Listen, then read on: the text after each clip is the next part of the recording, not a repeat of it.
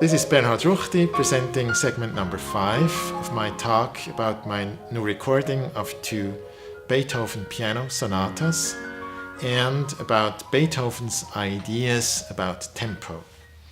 In the last segments we have seen that there is evidence around for the fact that people during Beethoven's time counted metronome markings in a different way that we do today. We have seen that there is evidence around for double beat counting.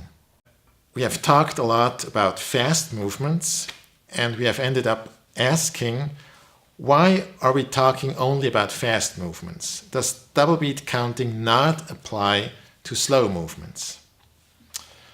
Now, first of all, there are people around who would actually say, yes, double beat counting applies for everything. So, no matter if it's a fast movement or a slow movement, every metronome marking has to be halved. I do not agree with that. The slow movements would become so slow that in my eyes it would not make any sense anymore.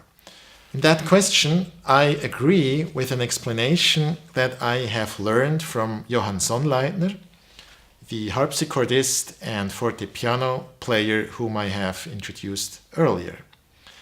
And he says that there is a connection, a relationship between the note value of the time signature and the note value of the metronome marking. What does this mean? I have here 3 examples out of piano works by Ludwig van Beethoven with Carl Czerny's metronome markings.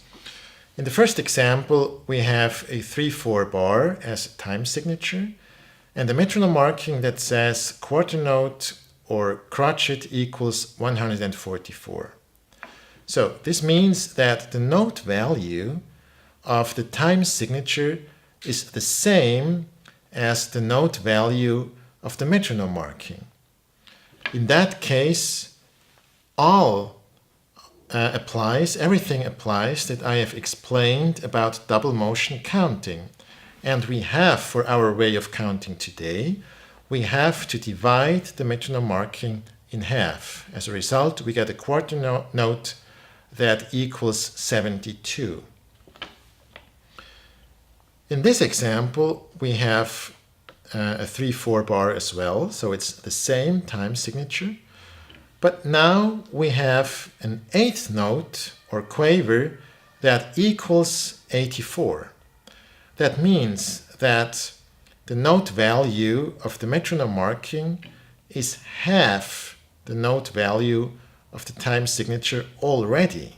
So the double motion, double beat issue has been taken into account already. For us, this means that there is no need to change anything. We can read that as single beat. Now there is a third example with, once again, a 3/4 bar. But now it is the dotted half note or the dotted minim that equals 69 as a metronome marking. So the note value of the metronome marking is bigger than the note value of the time signature. This means that, of course, double motion counting applies. We divide the metronome marking in half. It's also perhaps a sign that the focus for the player is more on the whole bar and not as much on the single quarter notes. This version, and also the first version, where the note value of the time signature is the same as the note value of the metronome marking, that is the case for most of the fast movements, like allegros and prestos, and also for some of the moderately fast movements, such as moderato and allegretto. This version, where the note value of the metronome marking is already half the value of the note value of the time signature, This is the case for most of the slow movements like largo or adagio. With this system, we can solve most of the problems that are connected to historical metronome markings. Not all of them, there are still some mysteries around, but it's a very good, very efficient, very practical system of reading historical metronome markings that makes a lot of sense. All right, so in these 5 past segments, I've talked a lot about theory, and theory is important, theory is fascinating and exciting, but in the end, we have to make music out of it. And this is the purpose of my recording of the piano sonatas Opus 2 number 1 in F minor and Opus 110 in A flat major by Ludwig van Beethoven.